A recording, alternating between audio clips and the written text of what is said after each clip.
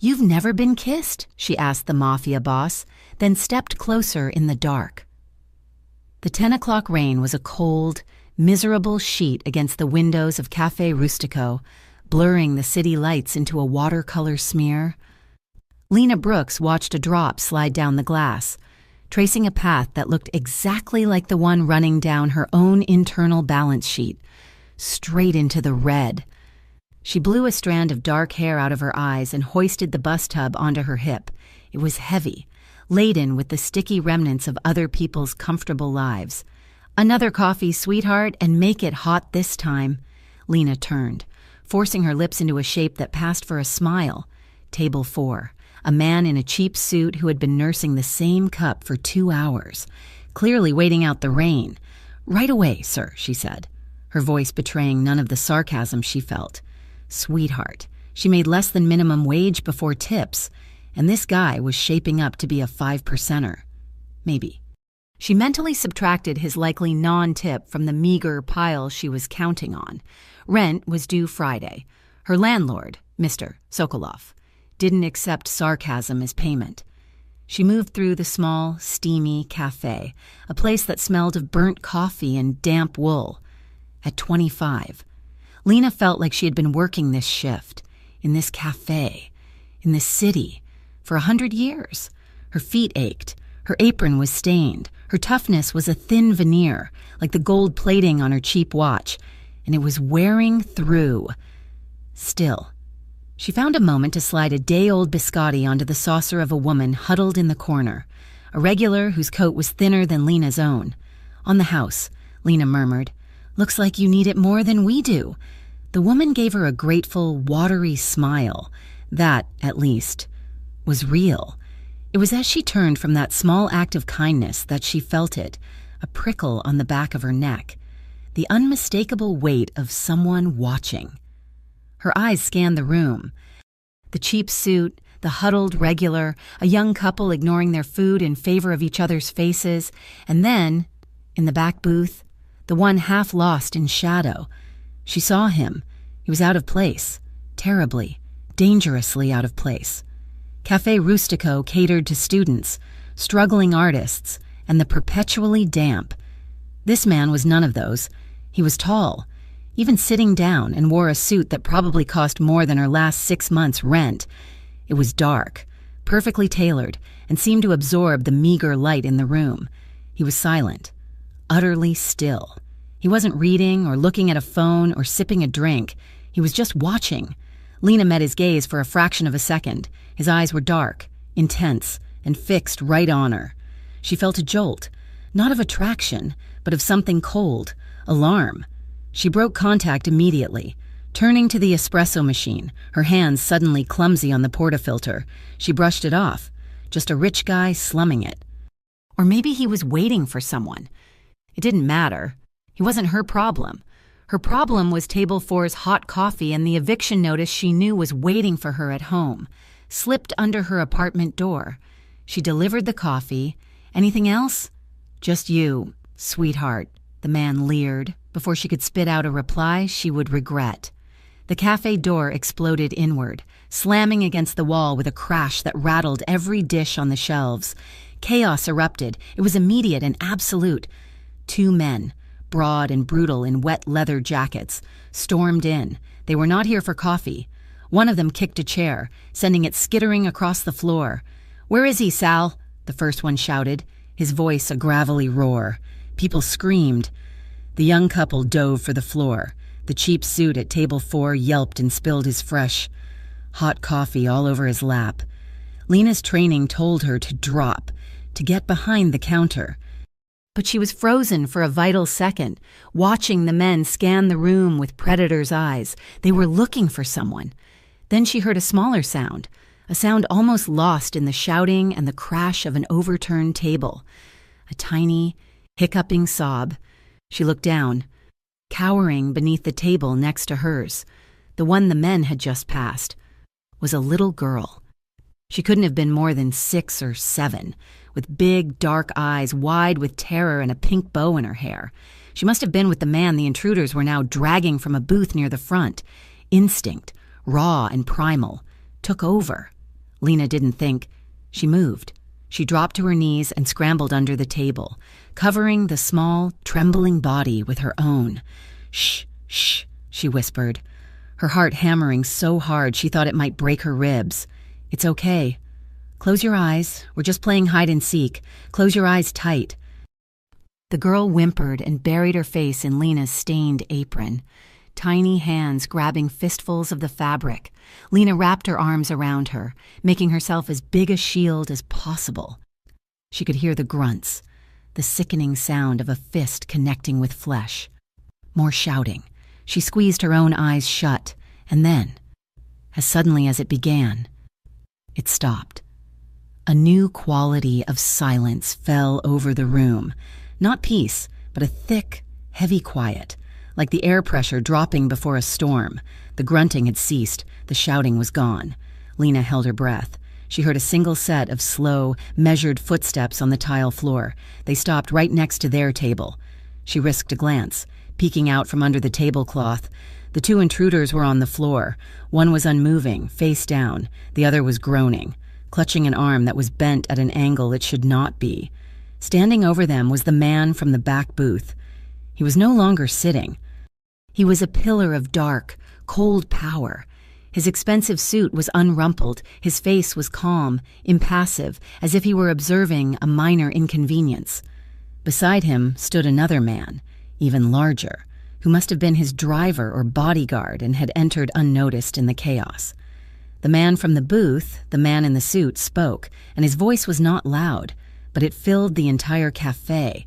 It was low, smooth, and colder than the rain outside. "Get them out!" The bodyguard hauled the two intruders to their feet as if they were sacks of garbage and dragged them out the door, into the night.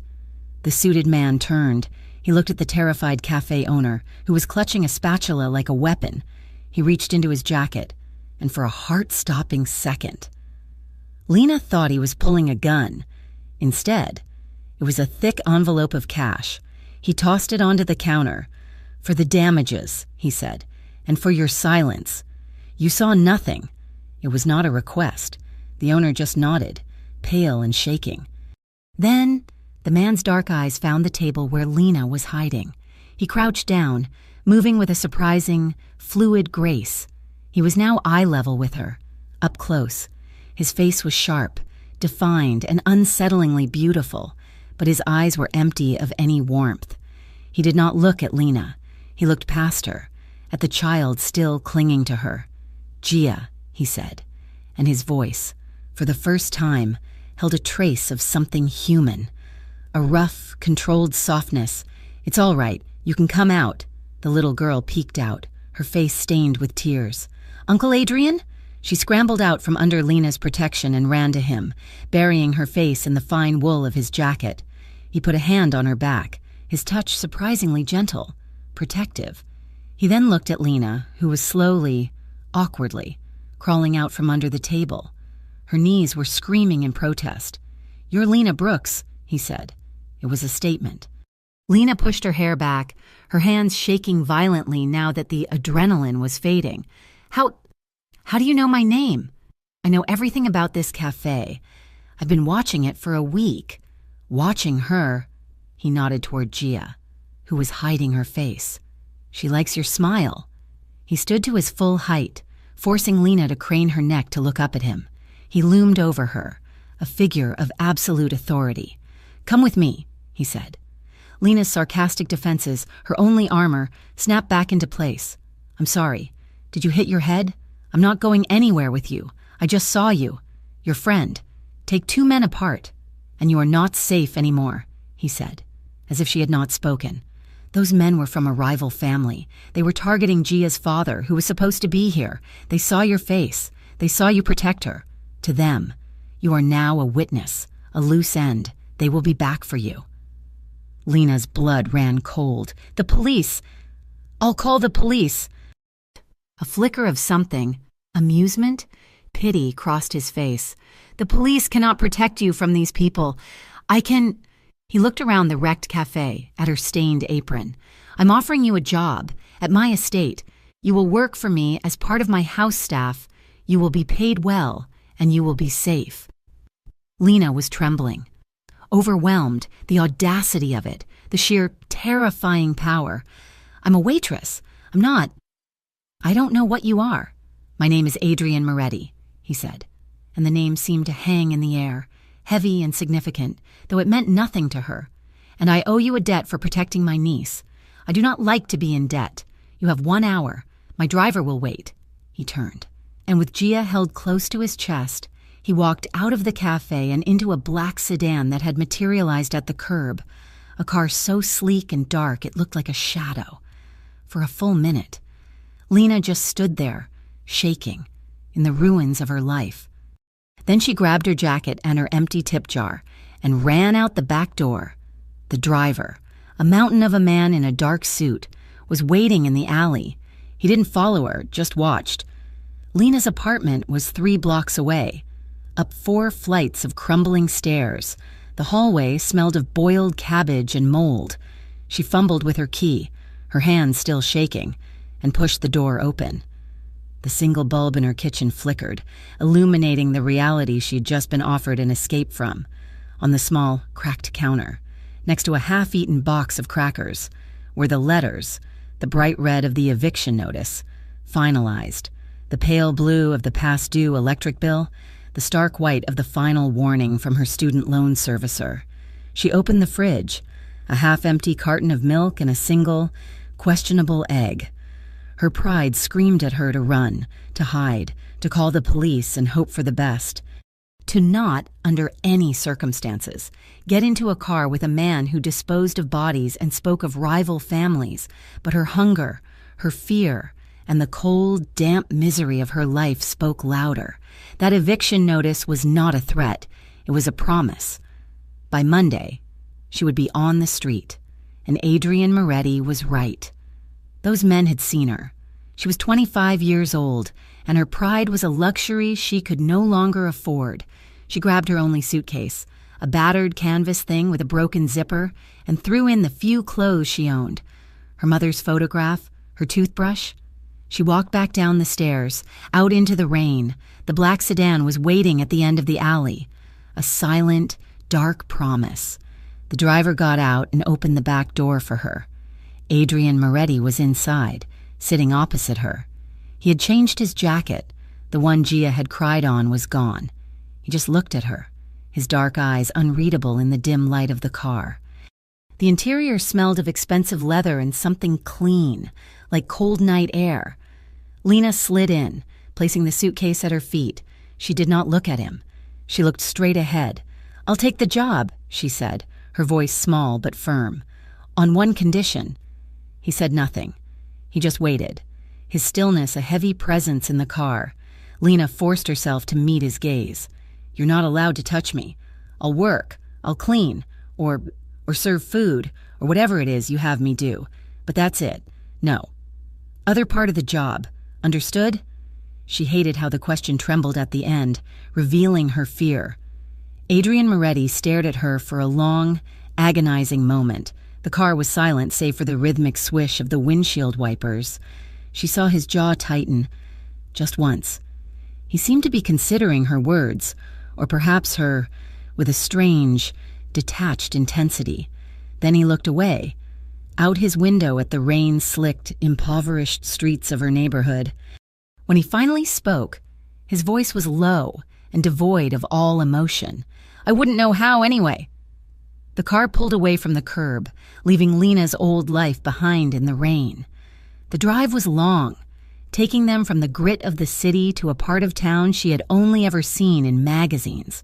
High stone walls, iron gates, and houses that were more like fortresses.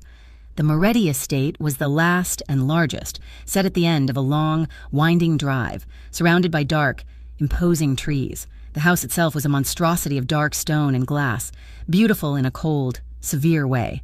It looked less like a home and more like a museum. A quiet, older woman in a gray uniform, the housekeeper, Mrs. Davies, met her at the door. She showed Lena to a small, clean room in a staff wing. It was simple, but the sheets were clean, and the window overlooked a vast, dark garden. It was the nicest room Lena had ever slept in, and it felt like a prison cell. "Mr. Moretti takes his dinner at 9, the housekeeper said, her voice clipped and professional. You will begin your duties tomorrow. For tonight, you are not to leave this wing. But Lena couldn't sleep. Her stomach ached with hunger, and her mind was spinning. The silence of the mansion was eerie. It was a rich, deep, empty silence that felt 1,000 times heavier than the familiar sounds of her old, crumbling apartment building. After an hour, driven by a gnawing hunger and a desperate need to understand where she was, she crept out of her room. The house was vast. Marble floors echoed her soft footsteps. Most of the rooms were dark, the furniture covered in pale dust sheets, like ghosts. She found the dining room. It was absurdly large, with a polished mahogany table long enough to seat 20 people. At the very end of it, a single place was set. Adrian Moretti sat there, eating a simple meal of what looked like soup and bread. He was entirely, profoundly alone. He was in his shirt sleeves now, his suit jacket gone, his tie loosened. He looked younger, and somehow even more isolated. Lena stood in the shadows of the doorway, watching him. He ate with a slow, deliberate precision, his gaze fixed on nothing. He did not look up. He did not seem to know she was there. She retreated, her heart pounding a new, strange rhythm of confusion and fear. She went back to her room and locked the door, a flimsy piece of wood that felt useless in a house of stone and secrets. Who was this man who commanded such violence and then ate his dinner alone in the dark? What had she done? What had she agreed to? Lena Brooks lay awake for a very long time, listening to the heavy, rich silence of the Moretti mansion, drowning in questions that had no answers. Life at the Moretti estate was a study in contradictions.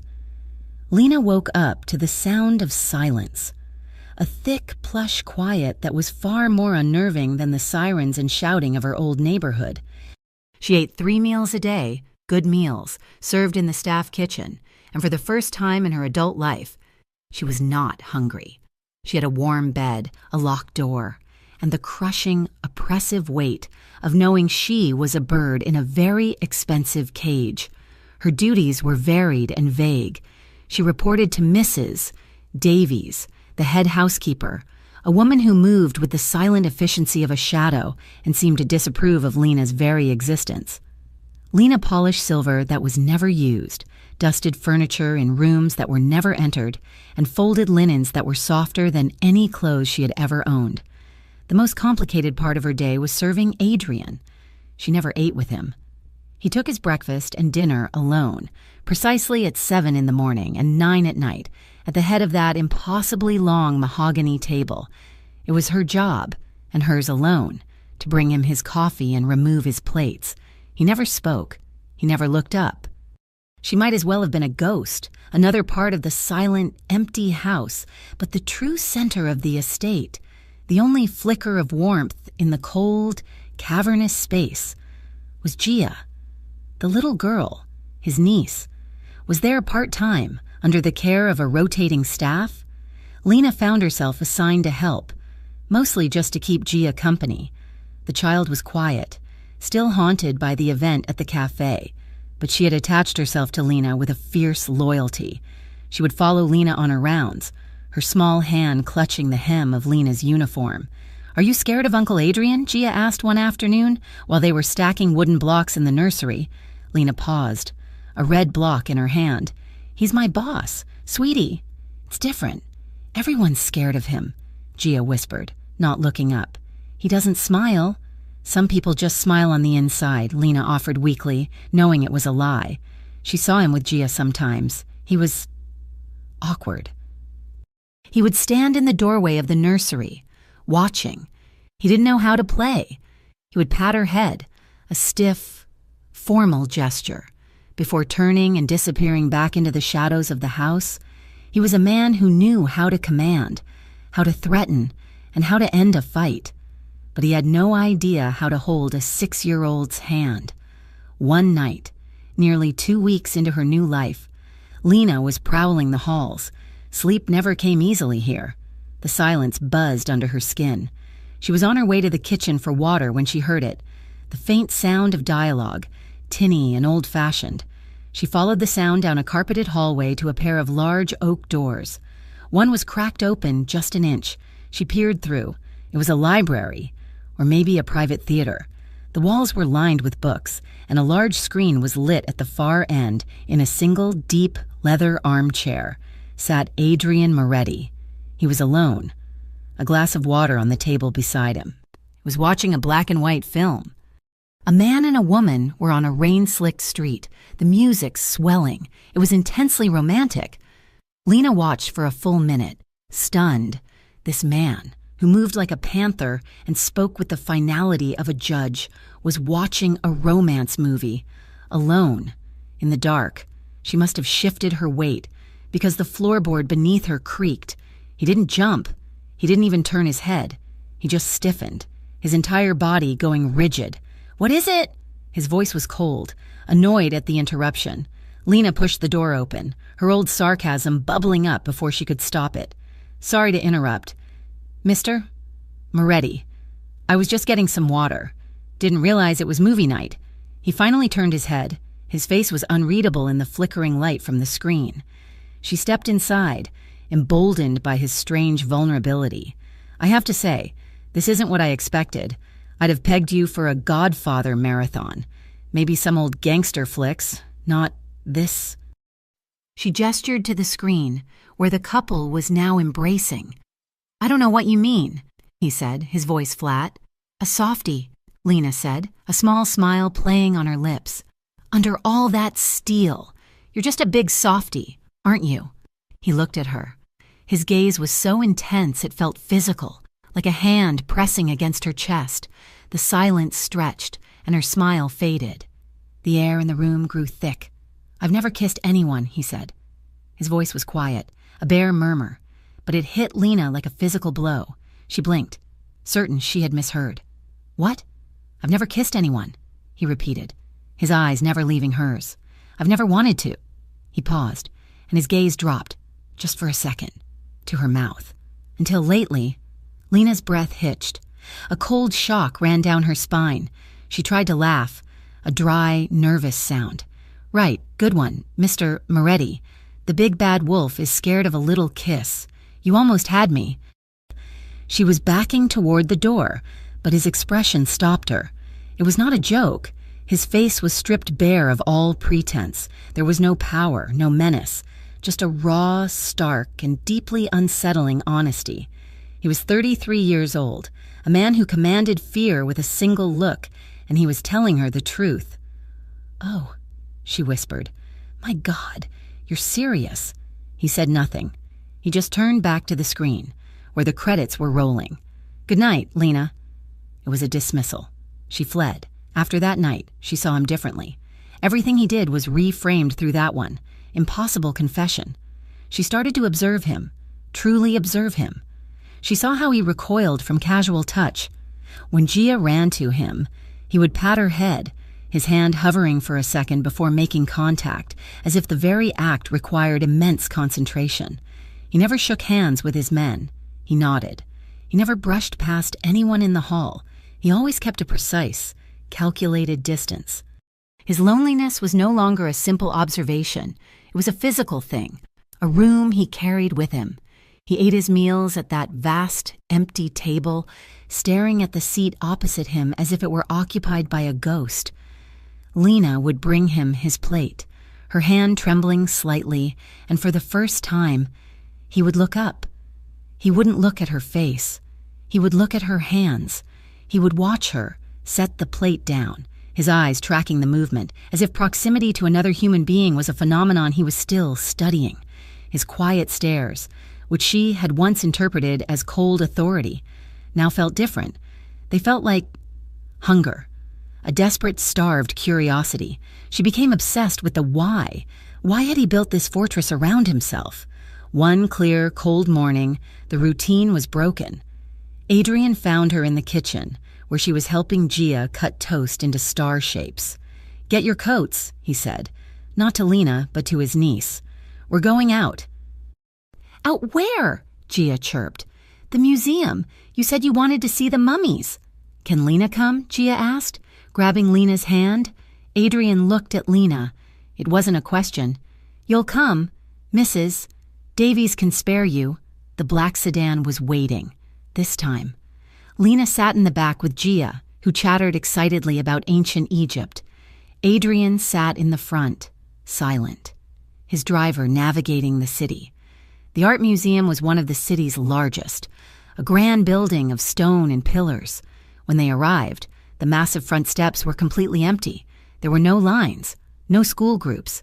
Lena looked around as they walked into the echoing grand hall. It was silent, empty. "Is it closed?" Lena whispered, her voice bouncing off the marble. "Did they have a gas leak or something?" Adrian didn't look at her. He was already walking toward the antiquities wing. "I rented it for the morning." Lena stopped. You rented the museum?" "Gia doesn't like crowds," he said, as if this were the most normal explanation in the world. "And I don't like complications." He was using his power and his wealth not to acquire things, but to acquire emptiness, to buy solitude. Gia ran ahead, her small footsteps echoing, her voice bright as she called back about a statue. Lena and Adrian were left alone, standing in the middle of a gallery filled with Renaissance portraits. He was wearing a dark charcoal suit, and for a day at the museum, a silk tie. He was looking at a painting of a woman, his expression thoughtful. Lena, acting on an impulse she didn't understand, found herself studying him instead of the art. His tie was slightly crooked. The knot was just a fraction to the left. Before she could second-guess herself, before the fear could stop her, she stepped closer to him. "Your tie," she murmured. He stiffened, his head snapping toward her. They were close. Close enough for her to see the fine lines at the corners of his eyes, to smell the faint, clean scent of expensive soap and wool. "It's crooked," she whispered. She lifted her hands. He didn't move. He just watched her, his body absolutely rigid, as if he were carved from the same marble as the statues around them. Her fingers brushed the silk of the tie, then the starched cotton of his shirt, just below his throat. The warmth of his skin radiated through the fabric. It was the first time she had ever touched him. She adjusted the knot, her movements slow, her heart hammering against her ribs. His eyes were locked on her face, his gaze burning. She could feel his breath, and it was coming short and fast. She smoothed the fabric down. Her fingers grazed the hard line of his collarbone. His breath hitched, a sharp, audible intake of air. He jerked back. It was not a gentle movement. It was a violent recoil, as if she had burned him with a hot iron. "Don't," he whispered, his voice rough, laced with a panic she had never heard. He turned, his shoulders tense, and strode out of the gallery, leaving her alone with the portraits of long-dead women. Lena stood there, her hands still tingling, her stomach twisting with a confusing mix of fear, pity, and a strange, unwelcome flutter of attraction. That night, she couldn't settle. The incident at the museum played over and over in her mind. His panic, his breathlessness, her own strange lack of fear in that moment. She was supposed to be bringing him his nightly briefing, a thin file of household expenditures that Mrs. Davies insisted he review. She walked to his office, a room she had never entered, and knocked. No answer. She knocked again, harder. "Mr. Moretti?" Still silence. She tried the handle. It was unlocked. She pushed the door open. The room was dark, save for a single green-shaded lamp on a massive desk. The room smelled of old leather, paper, and him. He wasn't there. She placed the file on his desk, but her eyes were drawn to a large, leather-bound book lying open. It wasn't a ledger. It was a sketchbook. Curiosity, sharp and insistent, made her look. The page was filled with charcoal sketches, quick, deft lines, a study of a hand, a sketch of the garden fountain. And then she saw it. It was her. She flipped the page, and again it was a sketch of her, asleep in a chair in the staff lounge, her mouth slightly open, another of her at the cafe, her face tight with sarcasm as she took an order, and one, clearly from today, of her in the gallery, her head tilted, looking up at the painting, her expression soft and unguarded. He hadn't just been staring, he had been studying, memorizing. "What are you doing in here?" Lena gasped, dropping the book. It hit the floor with a heavy thud. Adrian Moretti stood in the doorway, a shadow against the hall light. He was in his shirt sleeves, his expression dark and unreadable. He moved into the room, his silence more threatening than any shout. I brought the file," Lena stammered, her face flushing with guilt. "I saw the book. I'm sorry." He didn't look at the file. He looked at the open sketchbook on the floor, at the drawing of her face. Lena's fear was suddenly eclipsed by a wave of hot, confusing emotion, anger, vulnerability. "Why?" she demanded, her voice shaking. "Why are you drawing me? Why were you watching me at the cafe? Why me?" He bent down, picked up the book, and closed it. Placing it on the desk, he turned to her, his composure absolute, but his eyes were burning. "Because you're not afraid of me," he said, his voice a low rumble. "I am terrified of you," she cried, the words bursting out of her. You're dangerous. You know you are." "No," he said, and he took a step closer. She didn't back away.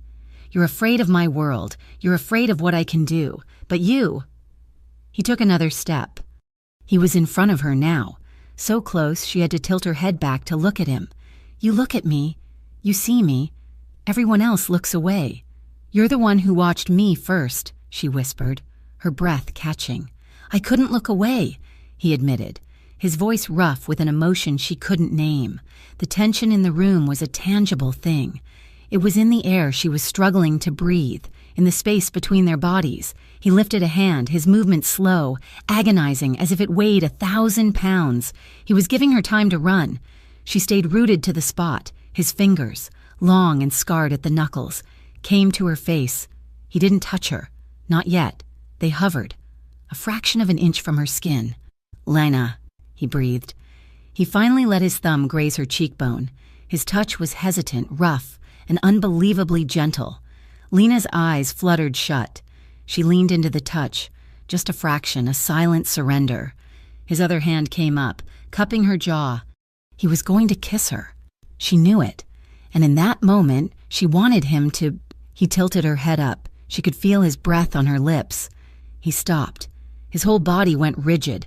His hand, which had been so gentle, began to tremble. A look of sharp, profound pain crossed his features. He looked haunted. He snatched his hands back as if he'd been electrocuted. He stepped away from her, turning his back, his hands clenched into white-knuckled fists at his sides. "Get out," he said. The words were choked, cold and final. Lena stood there for a second, breathless, confused, and aching. "I said, get out," he roared, slamming his fist onto the desk. Lena flinched, the spell broken. She turned and ran from the office, not stopping until she was back in her own room. The flimsy lock turned, her back pressed against the wood, her heart trying to beat its way out of her chest. The night of the near kiss in the office changed nothing. And yet, it changed everything. The air in the mansion, once just thick with silence, now crackled with an unspoken, agonizing tension. When Lena saw Adrian in the halls, he didn't just ignore her, he looked through her. The impassive mask was back, but it was colder now. Forged of something harder than steel, the shift in her duties was immediate and brutal. Mrs. Davies, her face as impassive as her employer's, met Lena in the staff kitchen the next morning. "Miss Brooks," she said, her voice crisp, "your services will no longer be required in the nursery. Gia is well-staffed. You will also cease serving Mr. Moretti his meals." Lena's stomach clenched. "Did I do something wrong?" "Mr. Moretti requires a more specialized, focused staff," the housekeeper replied, which was not an answer. "You will be assigned to the West Wing, polishing the silver and maintaining the archival furniture. The West Wing, the part of the house that was covered in dust sheets, the rooms no one ever entered. It was a banishment." He was sending her to the coldest, most isolated part of his cold, isolated home. The hurt was a sharp, physical sting. It was ridiculous. He was her boss. He was a dangerous, terrifying man who had all but admitted to being a virgin. He had pulled her close and then roared at her to get out. Why should she care if he exiled her to dust-sheet ghosts? But she did. She cared because of the look in his eyes before he'd broken. She cared because of the sketches.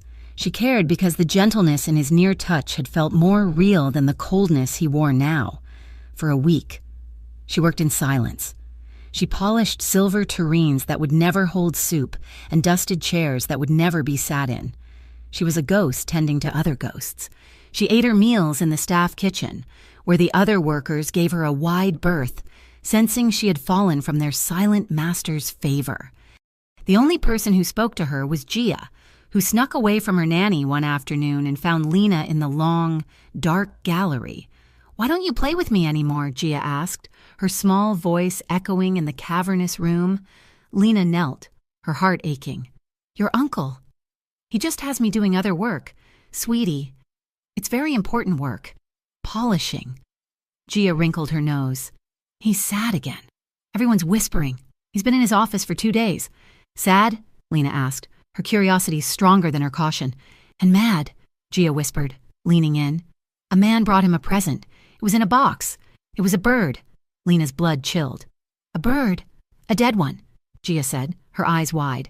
"It made Uncle very, very mad. He broke the box." A message. Lena stood up, a cold dread settling over her. A dead bird, a warning. This was the world she was in. This was the man who had almost... That night, the house was even more suffocating than usual. Lena couldn't sleep. The silence had a new edge, a new quality of danger. She was walking in the staff corridor, heading for the kitchen, when she heard voices, low, male and urgent, coming from the service stairs that led up to the main hall. She pressed herself into an alcove, her heart hammering. "He's moved on it. The Caprellis are getting bold." It was the voice of the driver, the large man who had brought her here. "The boss is not happy," another voice rumbled. "This distraction has made them think he's soft." "He's not soft," the driver said. "He's focused. The Caprelli problem is being handled. The shipment to the docks on Friday, it's been rerouted permanently. And the package?" There was a pause. Lena held her breath. "The package will be lost in transit," the driver said, his voice flat and devoid of emotion. "Along with anyone who tries to sign for it." Lena's hand flew to her mouth, stifling a gasp. They weren't talking about a shipment of goods. They weren't talking about a lost box, a shipment, a package, lost in transit. They were talking about a hit. They were talking about killing someone. The cold, efficient power she had seen at the cafe was not just defensive. It was offensive. It was ruthless. Adrian Moretti, the man who watched old movies and couldn't kiss a woman, ordered people to be lost. And she was the distraction, the dead bird. Gia's words slammed into her, a message about her. They knew he was distracted by a woman, his coldness, his banishment of her to the West Wing. It wasn't because he was hurt, it was because he was seen. She was his liability. She was the weak point his enemies had found. The hurt she had felt was instantly burned away by a hot, acid wave of fear and betrayal. She was a fool, a stupid, naive fool. She had been brought here not for her protection, but because she was a complication. And now, her presence was inviting more danger, more dead birds, more lost packages. She felt used. She felt like one of his sketches, something to be looked at and then put away in a dark room. She fled back to her room, her mind racing, her pride, the same pride that had nearly kept her in her starving, cold apartment came roaring back to life, but this time it was fueled by terror. She was not safe here. She'd never been safe here. This house was the center of the danger. She pulled her battered canvas suitcase from under the bed.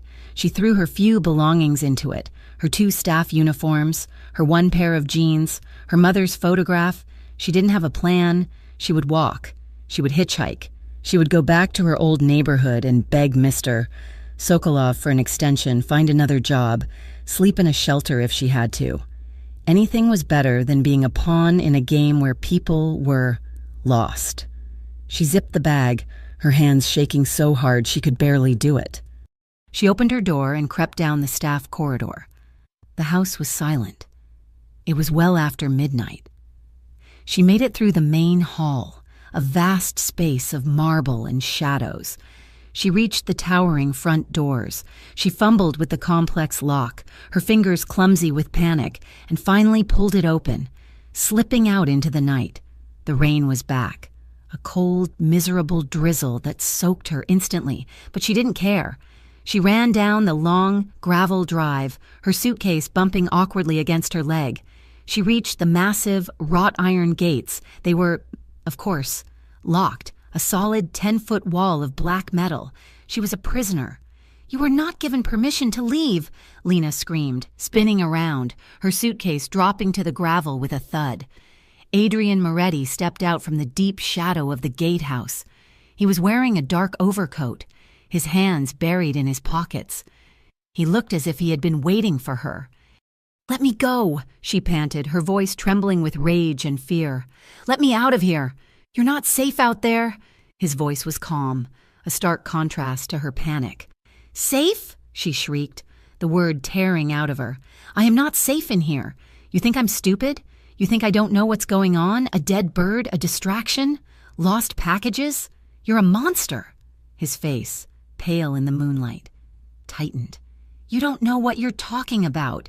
I know that I'm a target because of you. I know that you kill people. And I know that you've been lying to me from the second I got in your car." She was sobbing now, hot tears of fury mixing with the cold rain. "You exiled me to the West Wing, not because you were anything, but because you were protecting yourself. Because I'm a weakness, and I will not be your weakness." She grabbed the bars of the gate, shaking them uselessly. "Open this gate, or I will scream until someone calls the police." "I told you," he said, taking a step closer. "The police cannot help you. The men I'm protecting you from, they are the Caprellis. They sent that bird. It was a picture of you, from the museum, wrapped around its neck." Lena's stomach turned to ice. "A picture? Of me?" "They know I'm distracted," he said, his voice a low, rough whisper. "And in my world, distractions get people killed. They get women killed." He was in front of her now, the iron bars separating them. "If you leave these gates," he said, his voice raw, "they will find you, and they will hurt you. Not to get to me, just to prove that they can, and I—" His voice broke, just for a second. "I cannot protect you out there." Lena stared at him, her chest heaving. "Then why?" she whispered, her anger collapsing into a painful, desperate confusion. "Why me? Why bring me here? Why draw me? Why almost kiss me and then throw me away like I'm nothing?" She sank to her knees on the wet gravel, her fight gone. "I demand the truth, Adrian, not the half-truths, not the silence, all of it, or I swear, I will climb this gate if I have to." He stood there for a long time, the rain plastering his dark hair to his head. He looked up at the dark, imposing house, then back at her. A woman kneeling in the mud at his feet. He unlocked the gate, pushed it open just enough to step through, and locked it again, trapping them both on the outside. He crouched down in front of her, the rain running down his face. "The truth," he said, his voice tasting of rain and bitterness. "My parents were murdered, not in a clean way. It was a message from a rival. I was 15. They made me watch." Lena gasped, her hand covering her mouth. "I took over the family," he continued, his eyes hollow, staring at a past she couldn't see. "And I learned the first rule, the only rule. You cannot have connections. You cannot have anything that can be taken." "Chia," Lena whispered, "my brother's child." He nodded. "Her father is reckless. He's my only family. But even her, I keep my distance. I have to, because they're always watching. The first woman I ever liked, when I was 19, they sent me her picture. Just a picture, and a note. She has beautiful eyes. It would be a shame to lose them. I left her that night, never spoke to her again. I made sure she was hated, so she would be safe." He finally looked at her, his gaze so full of a profound, agonizing loneliness that it stole her breath.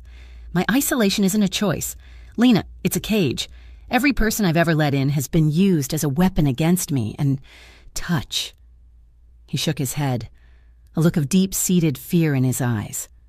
Touch is a promise. It's a connection for me. It's a liability.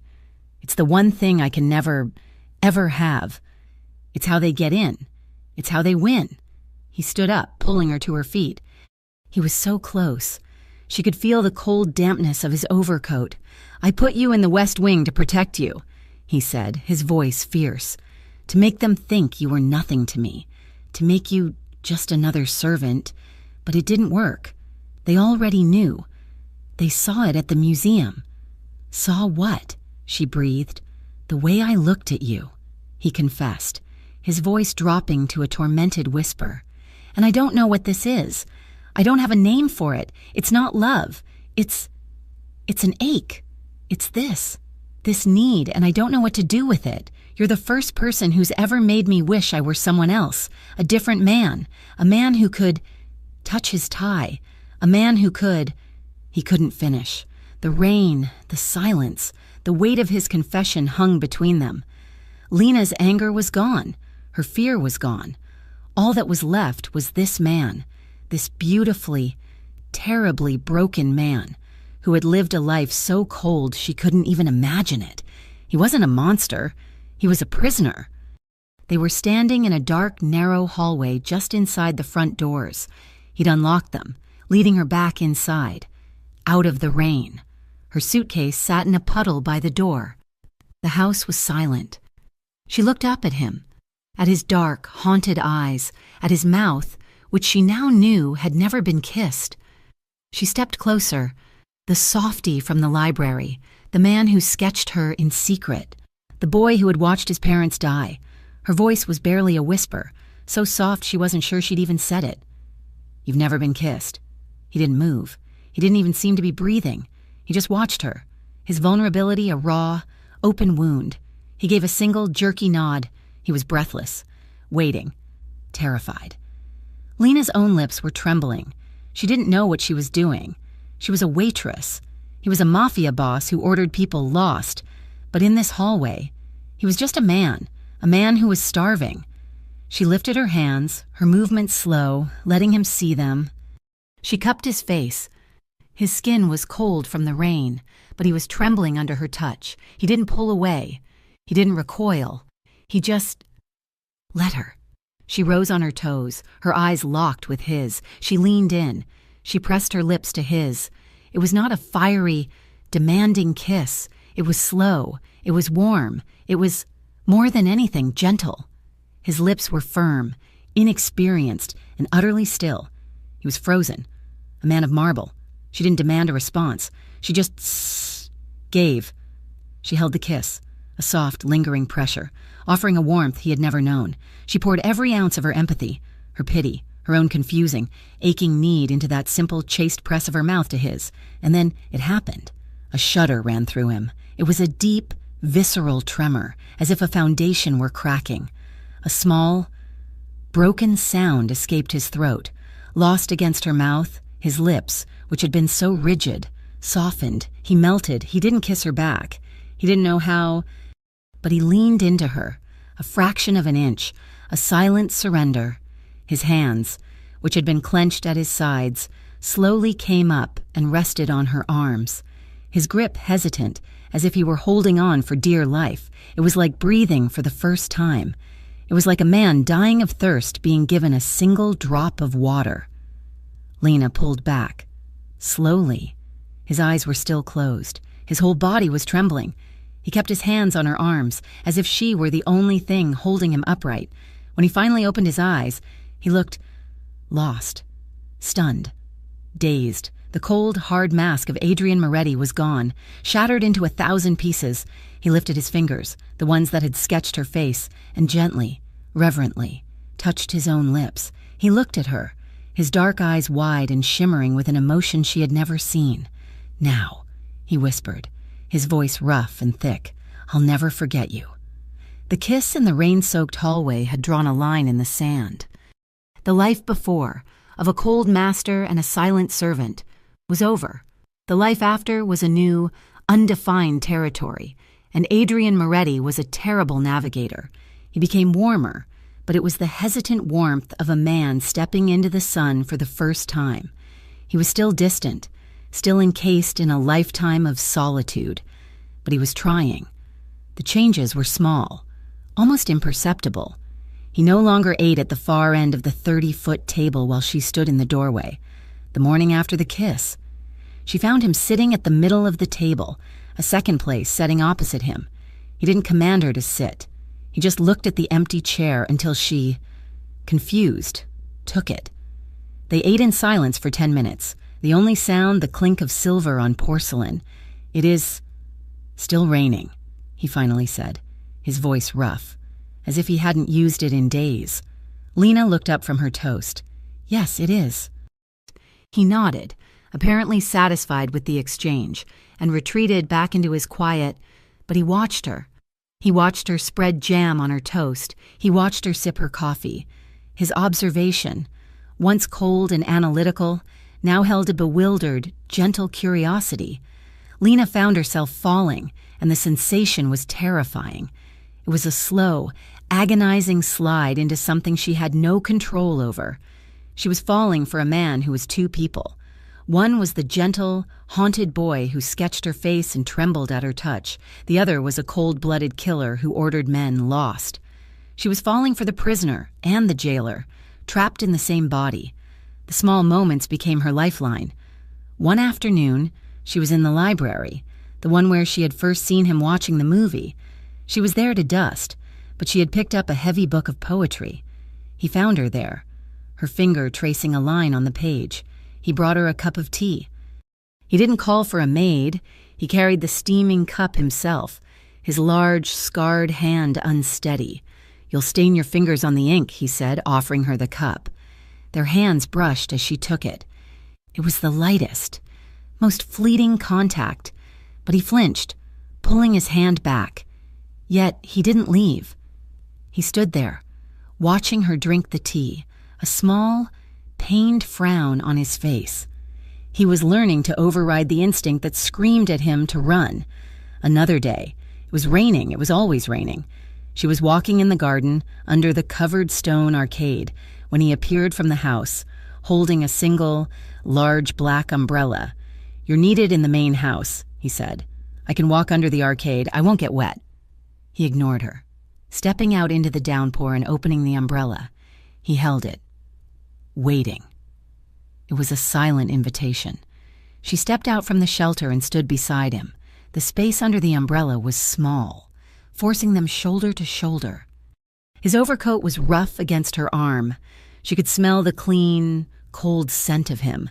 He held the umbrella over her, his own shoulder getting soaked by the rain, and they walked the 100 yards to the house in a shared, intimate silence.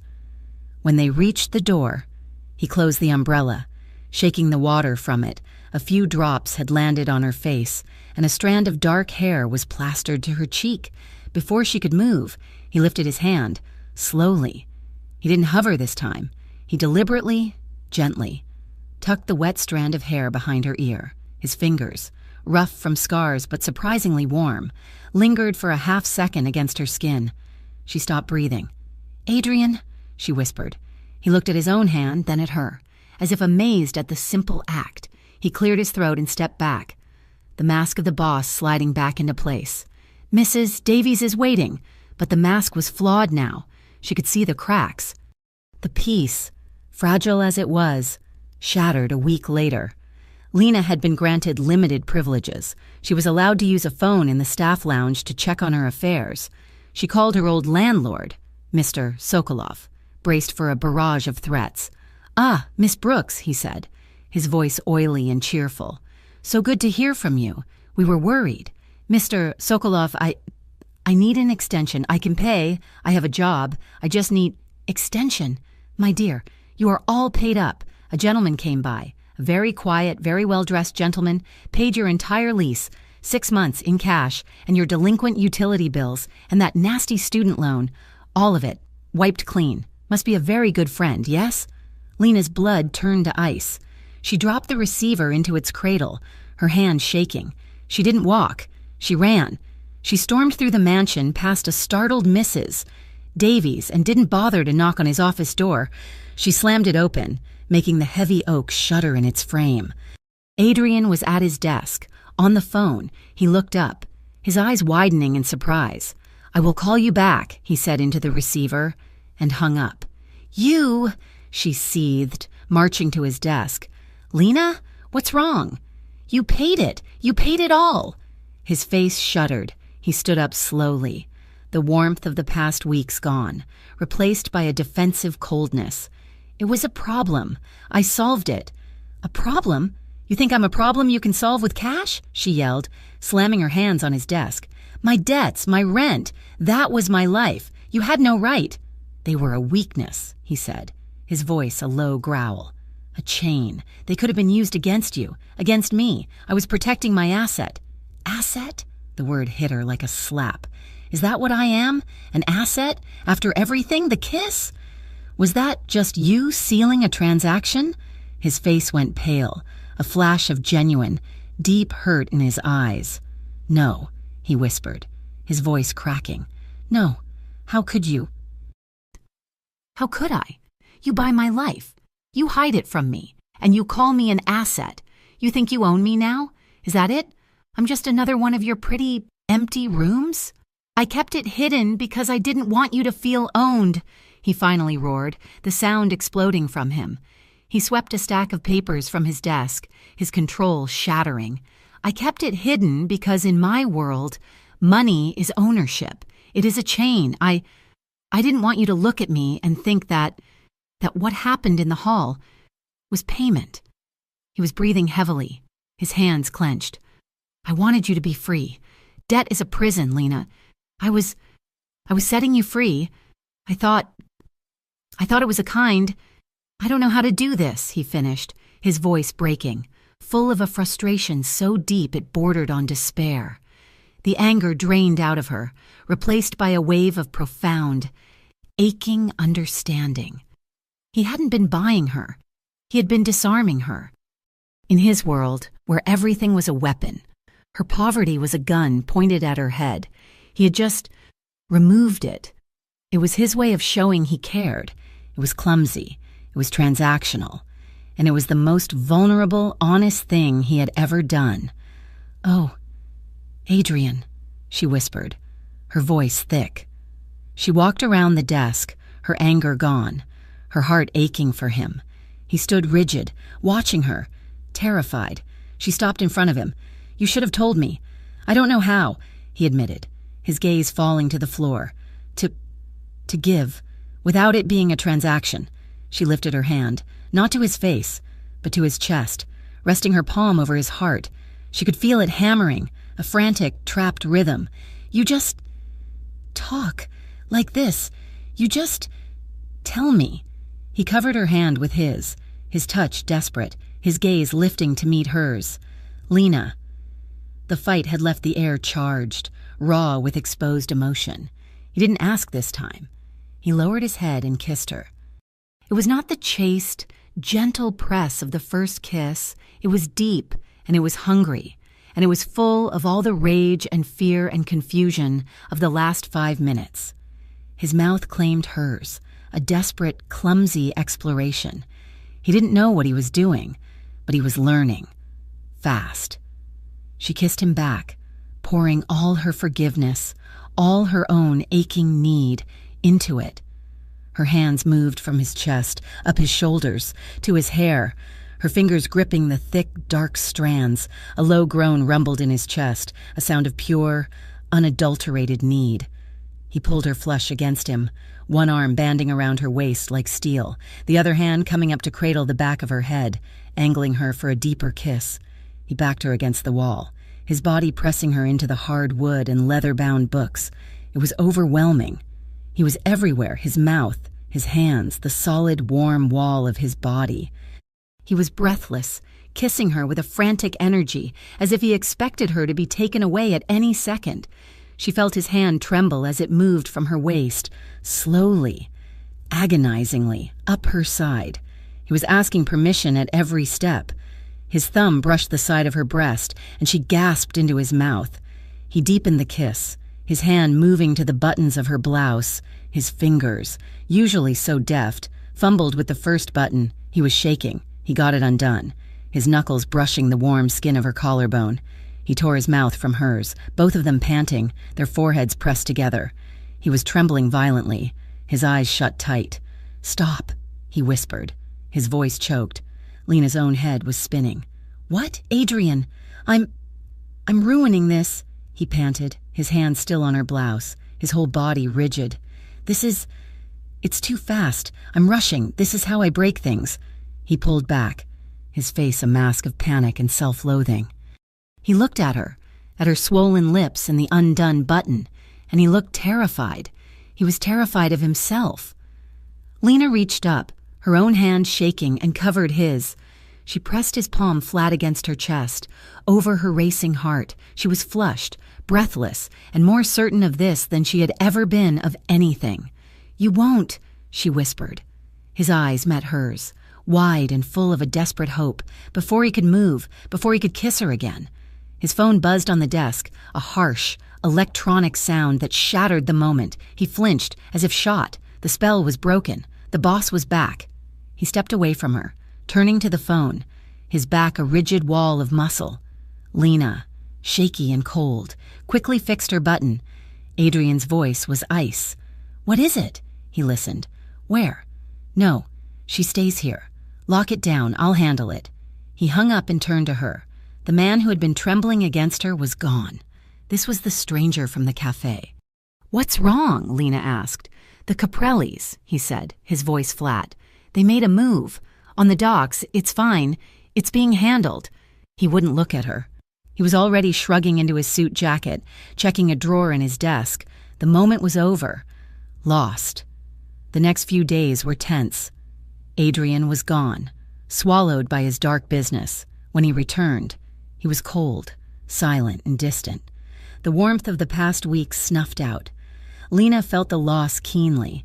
She gave him space. She knew, now, that this retreat was his armor, to escape the oppressive silence of the house. She asked Mrs. Davies for an errand, anything, just to breathe air that wasn't stale with secrets. "Mr. Moretti has given you permission to visit the city market." "Mrs.?" Davies said stiffly, clearly disapproving. "You are to purchase tea, this specific kind." She handed Lena a piece of paper and a roll of cash. "The driver will take you, and wait." The market was a burst of life. Colors, sounds, people. It felt wonderful. Lena took her time, buying the tea, smelling the spices, feeling, for just an hour, like a normal person. She was walking back to the car, her bag heavy with tea, when she felt it, the same prickle on her neck she'd felt at the cafe. She looked over her shoulder. A black van, parked illegally, 2 men, watching her. Her blood ran cold. She started walking faster. She heard a car door slide open. She heard fast footsteps on the pavement. She didn't look back. She ran. She dropped the bag of tea, the leaves scattering across the sidewalk, and sprinted, dodging through the crowd. She cut left, down a narrow alley she prayed wasn't a dead end. It was a high brick wall covered in graffiti. She spun around. The 2 men were blocking the entrance to the alley, advancing on her slowly. "Mr. Caprelli just wants to talk, little girl," one of them sneered, cracking his knuckles. "The boss has been rude. He needs to be taught a lesson about his property." Lena flattened herself against the wall, her heart hammering. "I'm not his property." "Close enough," the man said, and lunged. A black sedan, Adrian's sedan, screeched around the corner, mounting the curb and slamming into the alley, pinning the black van's door shut. The driver, the mountain of a man, was out before the car stopped moving. He moved with a speed that was terrifying, grabbing the first man and throwing him against the wall. The sound was a sickening crunch. The second man turned, pulling a knife, but Adrian was already there. He had come out the passenger side. He didn't make a sound. He moved in a blur of dark wool, disarmed the man, and struck him twice, hard. The man crumpled to the ground and did not move. It was over in 5 seconds. Lena was sliding down the wall, her legs giving out. Adrian stood over the 2 men, his chest heaving. He didn't even look at them. He turned to her, his face a mask of pure, unadulterated rage. His knuckles were split and bleeding. He strode to her, grabbing her by the arms and hauling her to her feet, his grip painfully tight. He scanned her, his dark eyes frantic. "They touched you," he demanded, his voice a low, terrifying growl. "Did they touch you?" "No," she whispered, shaking. "No, I'm okay." The rage in his eyes didn't fade, but his grip on her arms loosened, his hands becoming almost gentle. "Dante," he barked at the driver, "clean this up." He half dragged, half carried her to the car, pushing her into the back seat and climbing in after her. The car was moving before the door was fully shut. The drive back to the estate was silent, but it was a new kind of silence. It was the silence of a bomb about to detonate. Adrian sat beside her, not looking at her, his hands clenched on his knees, his bleeding knuckles stark white. He was vibrating with a controlled fury that scared her more than the men in the alley. He barked orders into his phone. "Full lockdown, no one in or out, double the perimeter. I want eyes on every wall. Now." He took her not to the staff wing, but to her old room, the small one near his. He walked her to the door, his face still a cold mask. She was shaking, the adrenaline fading, leaving her cold and sick. "Adrian, you are not to leave this room," he said, his voice flat. "A guard will be outside your door." She looked at him, at the blood on his hands, at the killer in his eyes, and she was, for the first time, a little afraid of him. He saw it. The rage in his face vanished, instantly replaced by that haunted, broken look. The man from the alley was gone. The man from the office was back. I... He started, his voice rough. He looked at her, then at the room, then back at her, helpless. He turned, grabbed a heavy armchair from the hallway, and dragged it into her room, placing it by the door. "What are you doing?" she whispered. He didn't answer. He just sat down in the chair, his dark overcoat still on, his bloody hands resting on his knees. "I'll be right here," he said, his voice quiet. You're not going to sleep?" He looked at her, his eyes full of a darkness she couldn't comprehend. "They will not get to you again." He sat there all night. Lena got into bed, her clothes still on, and pulled the covers up to her chin. And in the dim light from the hallway, she watched him. He did not move. He did not sleep. He just sat, a dark, silent guardian, a statue of violence and protection, keeping watch over her bed. When Lena woke, it was not to silence, but to the scrape of boot heels on the marble floors downstairs. The Moretti mansion, once a cold, empty museum, had transformed overnight. It was now a fortress. Every window on the ground floor had been shuttered from the outside, plunging the house into a dim, artificial twilight. Men she had never seen before, dressed in dark, functional gear, patrolled the hallways. They were polite, but their eyes were cold, and they held themselves with a stillness that was not rest, but a coiled readiness. Lena was no longer a servant or a guest. She was precious cargo. A guard was stationed, as promised, outside her door. He nodded to her when she emerged, but his eyes never left the corridor. The tension was a physical thing, a metallic taste in the air. She found Gia in the nursery, being read a story by a tense-looking nanny. The little girl ran to Lena, her face pale. "Why are the windows sleeping?" she asked, her voice a small tremble. "The son is just playing a game." "Sweetie?" Lena lied, her own heart hammering. She held Gia, the child's small, warm body a stark contrast to the cold fear in the house. She knew she couldn't hide. She had to find him. She left Gia with the nanny and walked, with a purpose she did not feel, to his office. 2 guards stood outside. They parted for her without a word. The office was a war room. The sketches were gone. The leather-bound books were pushed aside. In their place were maps of the city, satellite printouts, and a bank of phones, all of them muted, their lights blinking like angry red eyes. Adrian stood at the center of it, not in a suit, but in a simple black Henley and dark trousers. He was the man from the alley again, cold, focused, deadly. He was on the phone, his voice a low, clipped monotone. "No, not the warehouse. The docks, all of it. Use the South Channel and burn the rest. I want them cut off by midnight." He listened. I don't care what it costs. Just do it. He hung up and looked at her. His face was pale, his eyes bruised with exhaustion. You shouldn't be here, he said. It wasn't a suggestion. You can't do this, Lena said, her voice shaking but firm. She stepped into the room, into the center of his power. This is insane. You've got guns. All these men. You're going to war. This is not a war, he said, his voice flat, turning back to a map. This is extermination. They broke the rules. They came for you. They will not get a second chance. Because of me, she cried, her voice cracking. You're going to kill these people. Because of me. Adrian, no. Let me go. I'll run. I'll disappear. I told you, They made it personal. He turned to her, and his voice was not the cold, flat tone of the boss. It was a low, guttural growl, vibrating with the rage he had held in the car. They put their hands on you. Lena, they were going to take you. They thought you were my toy, my property. He stepped closer, his hands clenched. You are not my property. You are mine. In a way I don't understand. And they touched. This is not just about you. It's about them. They must be taught. The lesson must be permanent. She saw it then. This was not a choice for him. It was a reflex. It was the only way he knew how to protect anything, to destroy the threat. He was a cornered animal, and he was about to lash out with everything he had.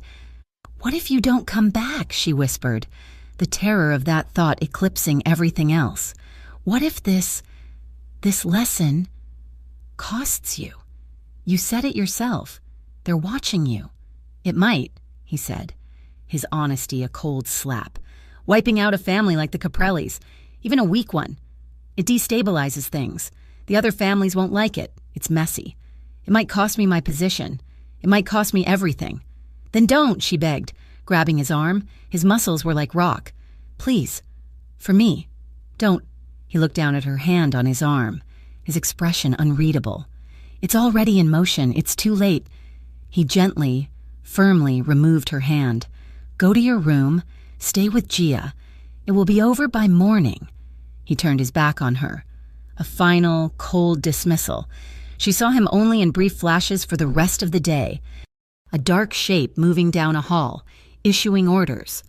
The house grew quieter as the sun set, a heavy, dreadful silence.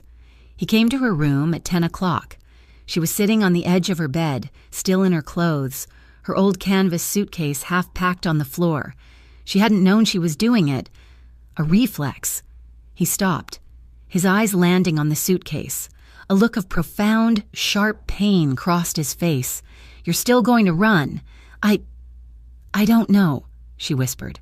What am I supposed to do, Adrian? Wait here until someone comes to tell me you're dead? He walked to her, his movements heavy with exhaustion. He sat on the bed beside her, not touching but close. He was holding a single, folded piece of paper. This is what you're supposed to do, he said, his voice rough. He handed her the paper. She unfolded it. It was a string of 16 numbers, an account. Below it, a 10-digit passcode. It's a bank in Zurich, he said, his voice a low murmur. There is enough. Enough for you to go anywhere in the world, to start over. For you, and for Gia. If you'll take her. Lena stared at it. No, I'm not taking your blood money. It's not, he said, his voice fierce. It's clean. It's from my legitimate businesses. The ones my father started. It's all I have that's clean. He looked at her, his dark eyes pleading. Please, I need you to take it. If I don't come back by sunrise. You take Gia. You take this. And you run far. You don't look back. You don't read the papers. You just live. You promise me. She was crying, silent tears tracking down her cheeks. I don't want your money, Adriana. I want you to stay, to be human, not this. He took the paper from her shaking hands and closed her fingers around it. You can have both, he whispered. You can have the man. But you have to let him do this, so he can be that man. He stood up, looking down at her. He was dressed to leave. Dark boots, the black Henley, a heavy, tactical-looking jacket, the Mafia boss, the killer. He looked at her, at her tear-streaked face, and the mask cracked. He was terrified, not of the fight, but of leaving her. "Lena," he whispered, his voice rough, breaking. He knelt in front of her, taking her hands in his. His were cold. "Kiss me." Once more. He looked down, unable to meet her eyes. "I want to remember softness before I do something hard." She didn't just kiss him. She pulled him toward her, her fingers lacing into his hair, and met his mouth with a fierceness that matched his own. This was not a gentle exploration. This was a desperate, claiming kiss, a promise that he had to come back. He stumbled, his hands gripping her waist, and he was half on, half off the bed. He pulled her flush against him, his mouth devouring hers. It was all the frantic passion from the office, but this time, it was laced with the metallic tang of fear, of a goodbye. She broke the kiss, pulling him down onto the bed, her hands moving from his hair to his face. "No," she whispered, her lips brushing his. "Not like that. Not like you're leaving." He shuddered, his whole body trembling against hers. He was so strong, so powerful, but in her arms, he was just a man, a terrified man who had never been held. She guided him, her movements slow, tender. She kissed his forehead, his closed, frightened eyes, the sharp line of his jaw. She was comforting him, her hands stroking his back, feeling the tension in his muscles. "I'm here," she whispered against his skin. "I'm right here. You're not alone." He made a sound, a low, broken sub, and buried his face in her neck, his arms banding around her waist, holding on as if she were the only solid thing in the world. He was trembling. The great cold Adrian Moretti was shaking in her arms. This was not passion, not in the way of fire and lust. This was connection. This was the slow, agonizing, beautiful breaking down of his walls. He was letting her in. His hands, which had ordered men to their deaths, moved with an agonizing hesitation. He touched her face, his thumb tracing her cheekbone, as if memorizing her. He touched her hair, his fingers tangling in the strands. He fumbled with the button on her blouse, the same one from the office. But this time, his hands were shaking not with desire, but with a profound, reverent awe. "Lena," he breathed, his voice thick. "It's okay," she whispered, guiding his hand, pressing his palm flat against her heart. "Show me. Let me." It was slow. It was tender. It was his first time in every way that mattered. He wasn't a boss. He wasn't a killer. He was just Adrian. And he was hers. He followed her lead, his movements hesitant, his breath catching. She comforted him, whispering to him, reassuring him, until the trembling stopped. And he was just with her. It was a joining of two profoundly lonely souls, a quiet, desperate, and beautiful collision in the dark. For a few hours, the fortress, the guns, and the men outside didn't exist. There was only the small room, the sound of their breathing, and the profound, staggering relief of connection. An alarm on his watch chirped, a small, insignificant sound that shattered the world. It was 3 a.m. He tensed, his entire body going rigid. He pulled away from her, the warmth vanishing, the cold, hard lines of his face returning in the dim light. He sat up, his back to her. "Adrian," she whispered, her hand reaching for him. He flinched away from her touch. "Don't," he said, his voice flat. He stood, his movements economical, and began to dress, strapping a piece of gear to his chest. The man she had held was gone. The killer was back. He walked to the door, his face a mask of stone. He paused, his hand on the knob, but he did not turn. "Lock this door." "Do not open it for anyone but me. Do you understand?" "I understand," she said, her voice small, pulling the sheet around her. He nodded once, and then he was gone. She locked the door. She sat on the bed, her body still warm from his, and she waited. The piece of paper with the bank account numbers was still clutched in her hand. Hours passed. 4 o'clock. 5. The first gray light of dawn began to creep through the shutters. He had said by sunrise. The house was silent, a dead, waiting silence. Lena was frantic. She was pacing the small room, her heart a cold stone in her chest. She had gone to Gia, her own fear a sickness in her stomach. The child was asleep, blissfully unaware. At 7 o'clock, the sun was fully up, and he was not back. Lena was in the nursery, holding a crying, confused Gia. When it happened, a sound like a roll of thunder shook the entire house, rattling the windows in their frames. Gia screamed. Lena grabbed her, running from the nursery and into the main hall, just as a second, louder explosion detonated, this one close enough to send a vase crashing to the floor. "What is it?" Lena yelled at a guard, who was running toward the front of the house, his weapon drawn. "Car bomb! At the front gate! They're here!" Chaos. Men were shouting, running. Lena's heart stopped. "They're here! The Caprellis!" Adrian had failed. He was dead. They were coming for her. She ran back to Gia, pulling the crying child into her arms. It's okay, it's just a game," she sobbed, backing into the hall, looking for a place to hide. The front doors of the mansion burst open. Lena screamed, clutching Gia to her chest, expecting the men from the alley. But it wasn't them. It was Adrian. He was alive. He stumbled through the doorway, leaning heavily on his driver, Dante. He was covered in dirt, his black clothes ripped. His face was streaked with soot and blood from a gash on his forehead. He was limping, his left leg dragging. But he was alive. He looked up, his gaze frantic, scanning the hall, his eyes, bloody and wild, found hers. A wave of relief so profound it buckled her knees, washed over her. He was hurt. He was bleeding. He was a mess. But he was alive. He said her name. A rough, broken sound, and pushed himself off his driver, stumbling toward her. The Caprelli threat was neutralized. He had protected them all. Lena didn't even hand Gia to the nanny. She pushed the crying child into the arms of the nearest guard, her mind a singular, roaring tunnel of white noise. Him. She ran.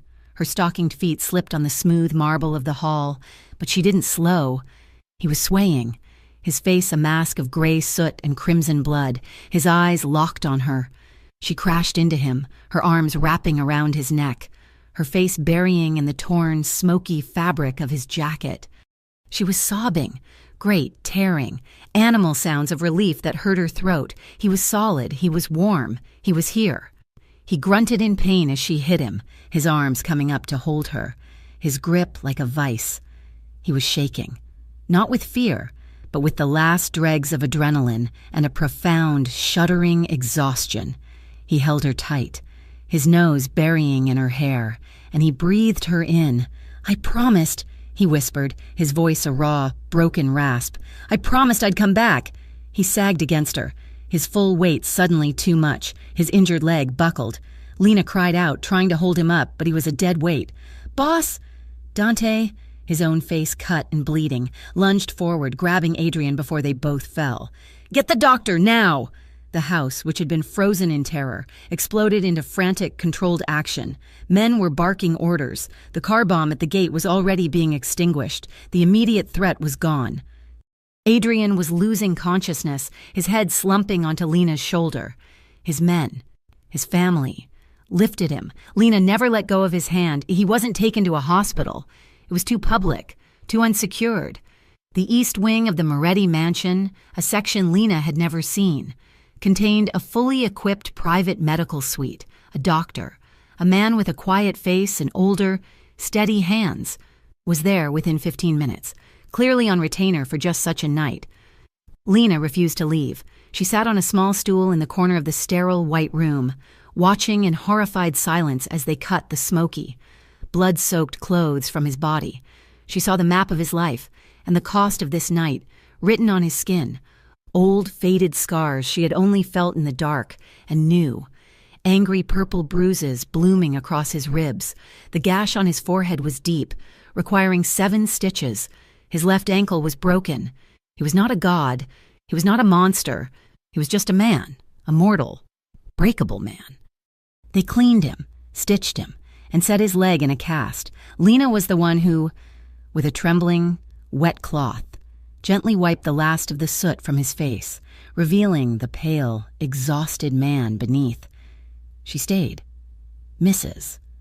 Davies brought her a blanket and a cup of tea. She didn't drink it. The guards, Dante, even the doctor, they all tried to get her to rest. She refused. She sat in that chair for 2 days, holding his hand, the first time he woke, his eyes unfocused and cloudy with pain medication, darted around the room in a blind panic. "Where?"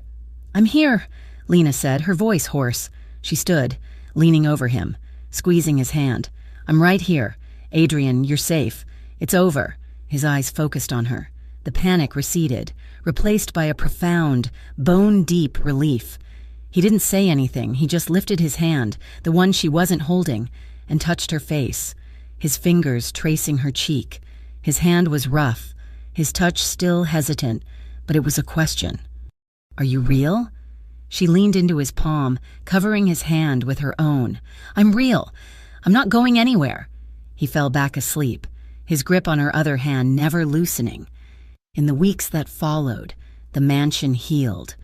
The physical repairs were swift. The broken vase was gone. The blast-scorched gates repainted, the extra guards sent away. But the real change, the profound change, was in the man recovering in the East Wing. The fortress around Adrian Moretti had been breached, not by the Caprellis, but by her.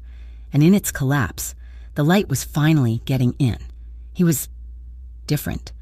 The cold, silent authority was still there. The core of him was unchanged, but it was tempered now. The ice had melted.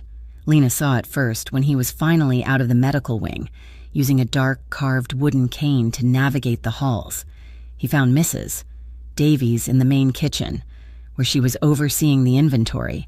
Lena was there, looking for Gia. "Mrs. Davies," Adrian said.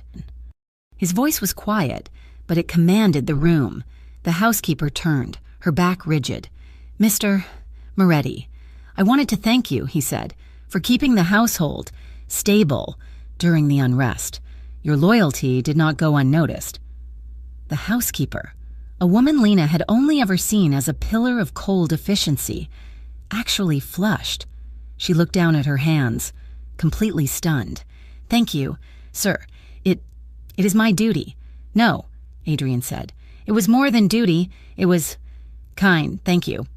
Later, Lena found him in the nursery. He wasn't standing in the doorway, watching. He was sitting on the floor.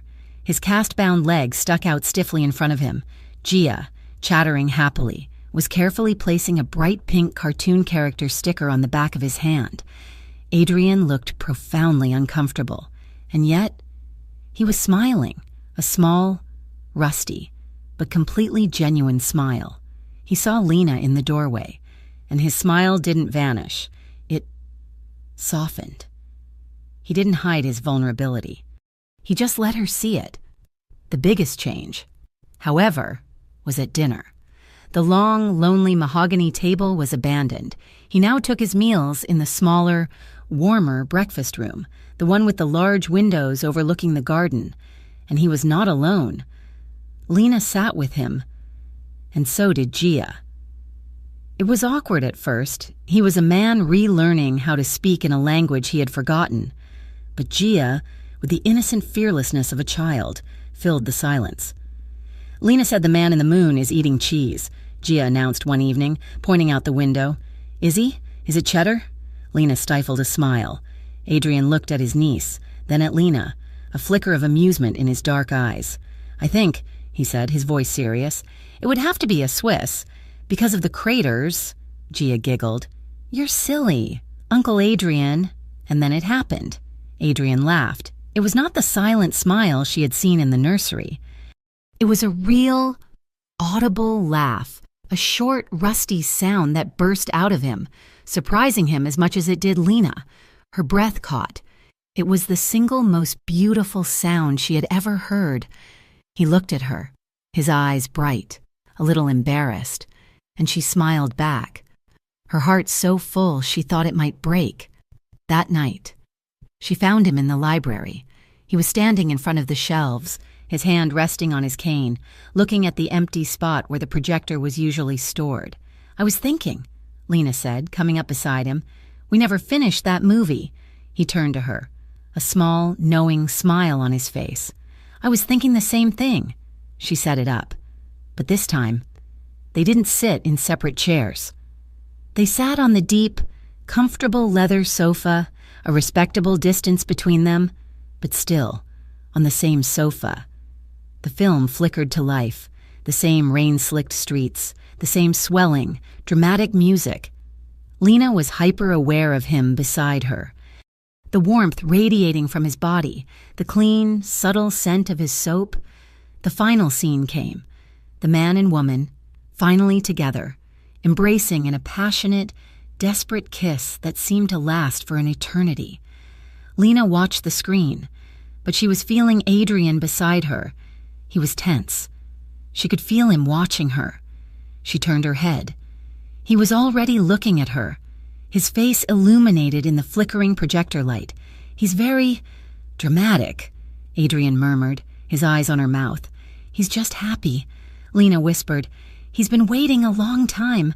I know the feeling, he said. He leaned in, and the world narrowed to the space between them. He kissed her. This kiss was not the first. It was not the desperate, frantic kiss in his office, or the fearful, emotional goodbye in her bedroom.